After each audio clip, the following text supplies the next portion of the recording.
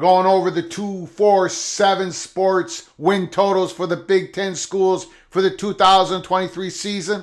We're also going to be talking about the nepotism at Iowa. Brian Ferentz is back as the offensive coordinator with the new contract. We're going to be doing a deep dive in that situation, all in episode 145 of College Football's Peek Around the Corner with your host, Greg Pflugar. We cover everything in college football, including nepotism, because we love everything in college football. And if you do as well, please subscribe to our channel, smash the like button if you like our content, share the video with your family and friends. Let's get to the win totals. 247 Sports, Brian Crawford, great article.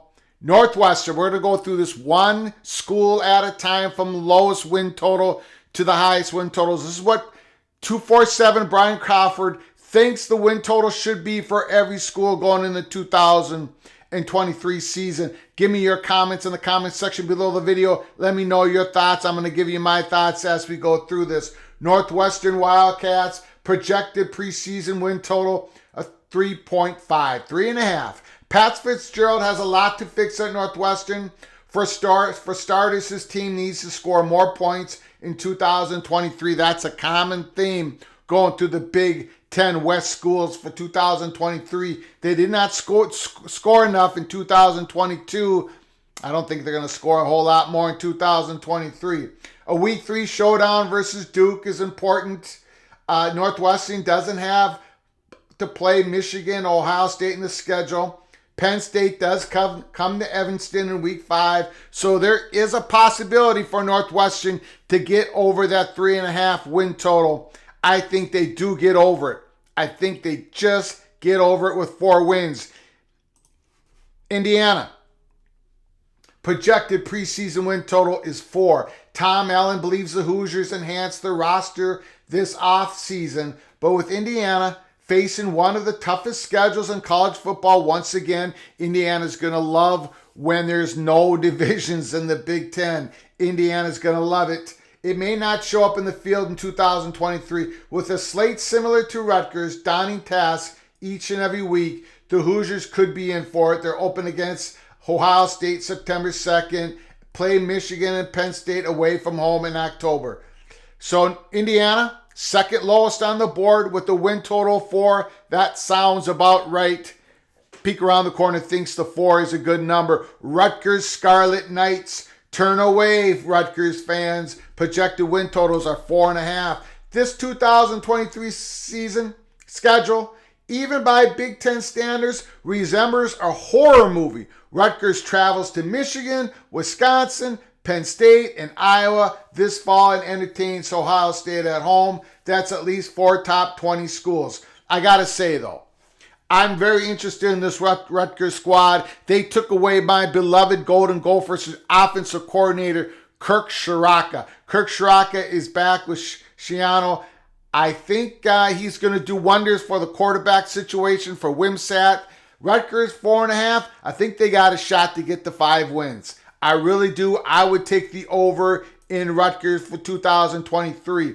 Nebraska Cornhuskers are the next win total at 5.5, and I think that nails it. 5 wins, 6 wins. They're on the cusp of getting to a bowl game in the first year of Matt Rhule. Let's read a little bit of the article. Anyone else want to try and put a finger on where Nebraska finishes in year 1 under Matt Rhule? Your guess might be as good as ours. Getting to bowl eligibility is a realistic goal, giving all the roster changes to the transfer portal, wide scale, philosophical difference in the coaching regimes. All that is true. I can't wait to see Nebraska's spring football game. Under Frost, those spring football games were just a game of touch. Not even that actually in the first half of those Cornhusker spring football games. And it carried on towards August and into the season. Nebraska just was not a physical team under Frost. Matt Rhule is changing it all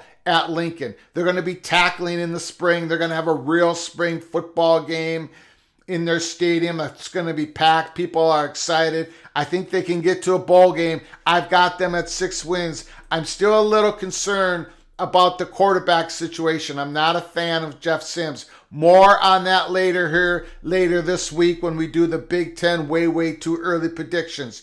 Illinois.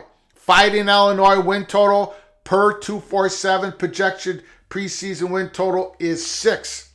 Illinois caught lightning in a bottle last season and took full advantage of a favorable slate to win 8 games and nearly reached the Big Ten championship game during Bielema's second campaign. With defensive coordinator Ryan Walters off to Purdue to fill the Boilermakers head coaching vacancy, could the Illini lose some of their grit on this side of the football? I don't think they caught lightning in a bottle. Illinois deserved where they got last season in 2022. They were one heck of a team.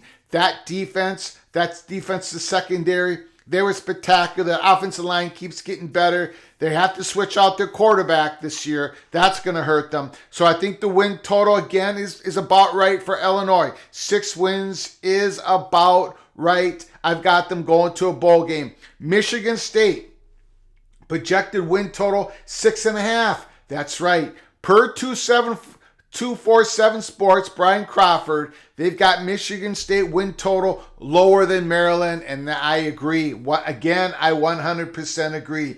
Projected win season total 6.5. I would have it lower. I would have it about 5. Mel Tucker and the Spartans have a chance to open a lot of eyes nationally in week 3 when preseason Pac-12 Titan Washington comes to East Lansing. We're going to learn so much in that game.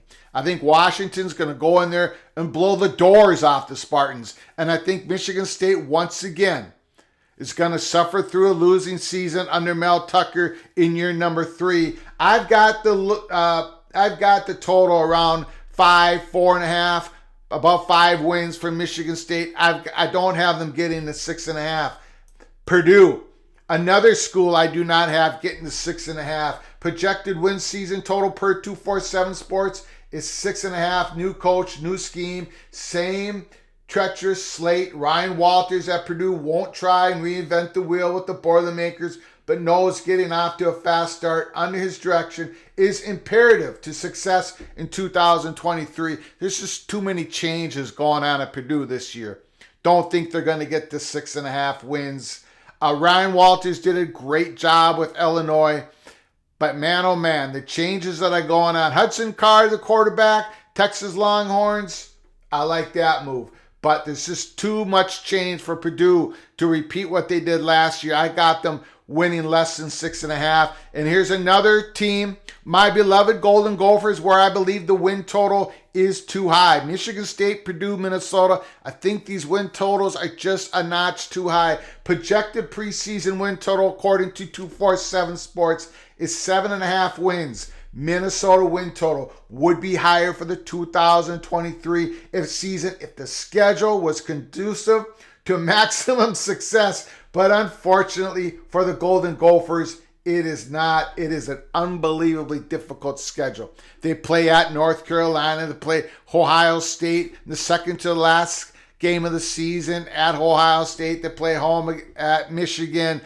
It's just an incredible, difficult schedule. They got a new quarterback, Athan Klekamanis. He was great at the end of last year, the Greek Rifle. There's a lot of excitement in Minnesota, but I think they're going to take a step back when it comes to the win total. I've got them at 6 wins, 7 wins. They're not going over 7.5. I don't believe so. So those are 3 schools in a row. I think the win total is a notch too high. Maryland, I do not think this is a notch too high. Maryland Terrapins at 7.5 wins. Them going 8-4. I can see it. The quarterback is coming back.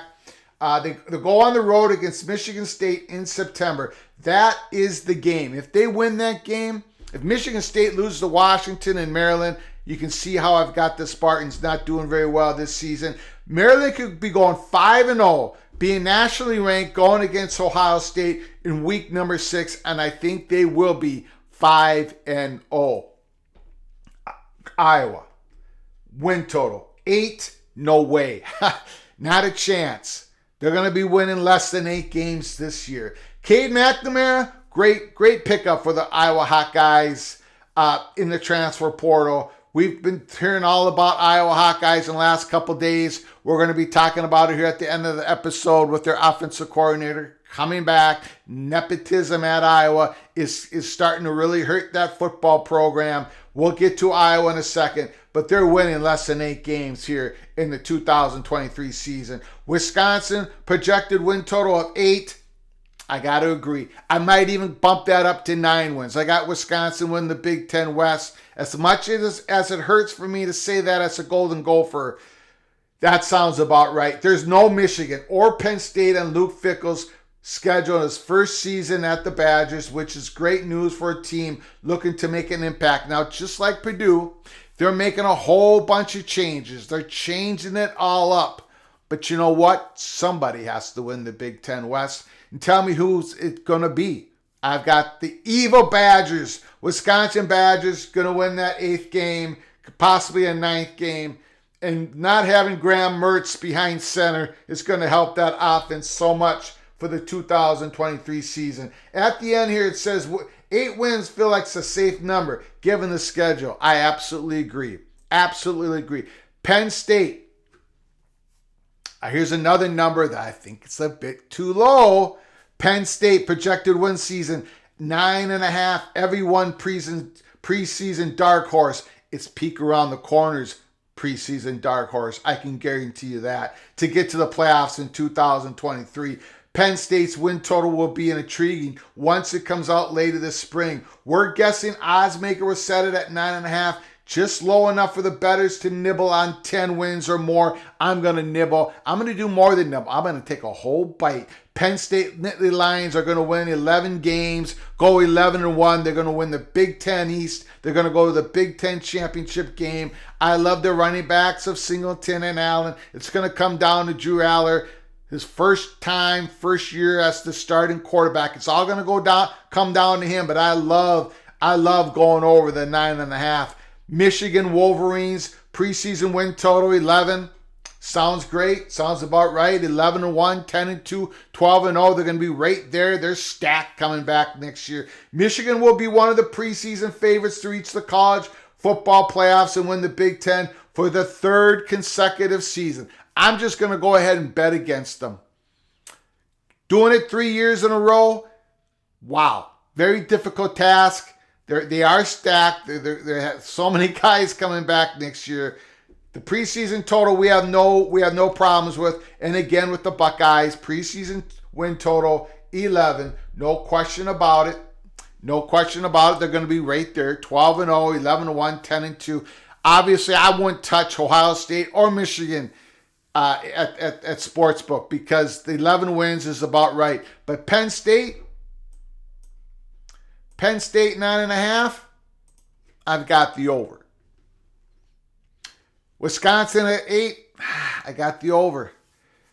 Gophers 7.5, I got under, unfortunately. Purdue 6.5, I've got under. Michigan State, I've got under. So that's how I got it. Let me know in the comments section, what do you think about those win totals? Who do you got going over those win totals? Who do you got going under? And now let's get to the news of the Iowa's offensive coordinator, Brian Ferentz, the son of the head coach, Kirk Ferentz. We know that yesterday it was reported that he got a new contract. Let's just take a look at it here. Iowa announces Brian Ferentz contract amendments.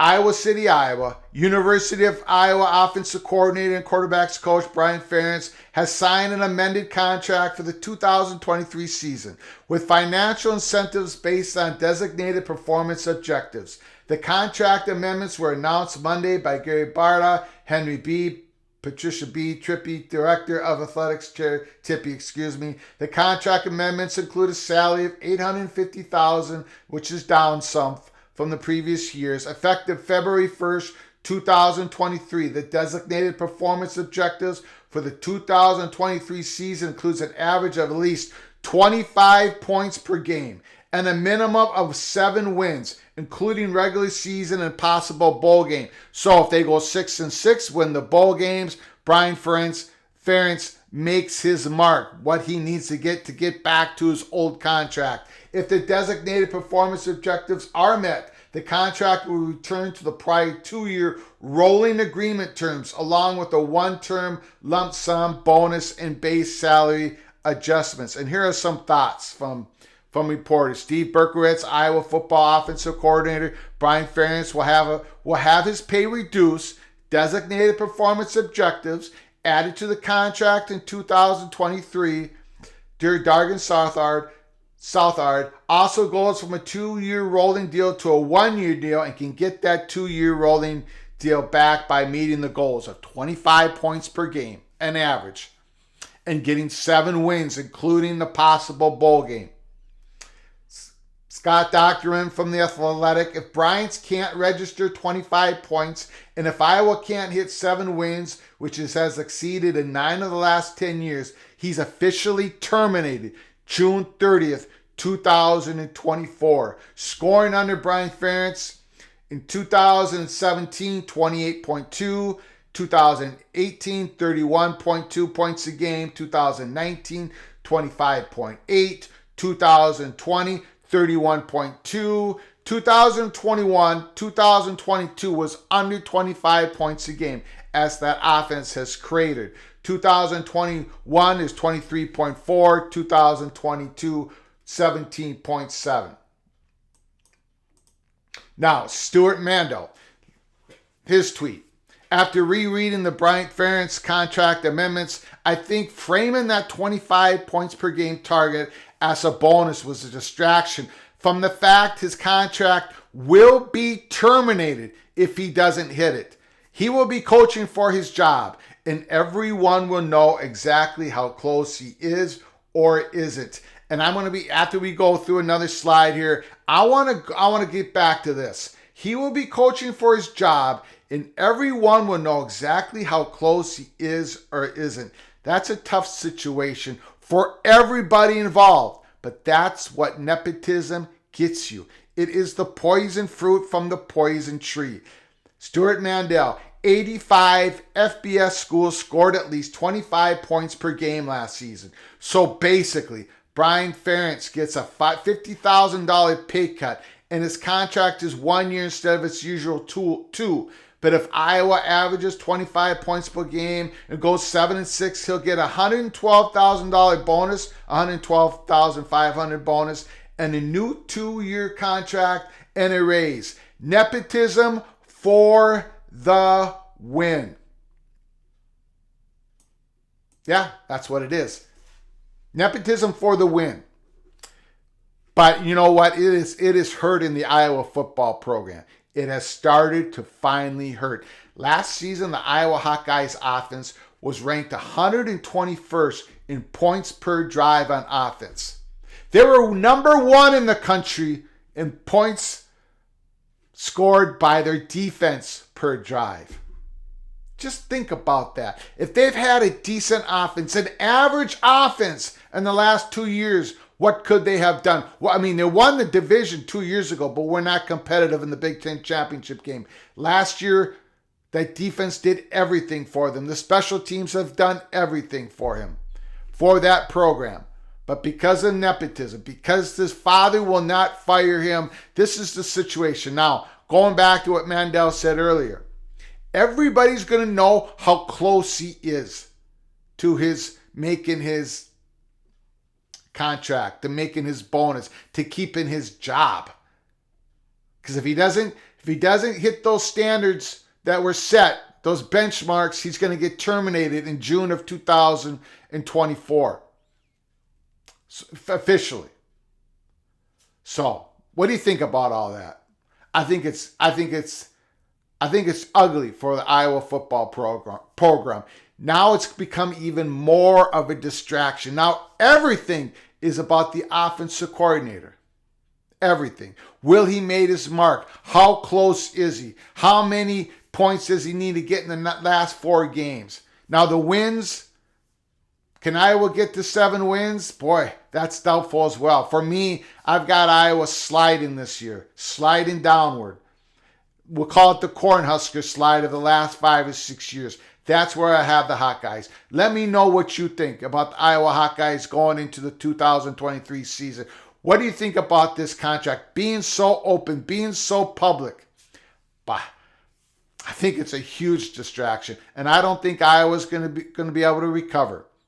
So that's my thoughts. Again, give me yours. Until next time, from all of us at Peek Around the Corner to all of you, please, you all take care of each other. Thank you so very much.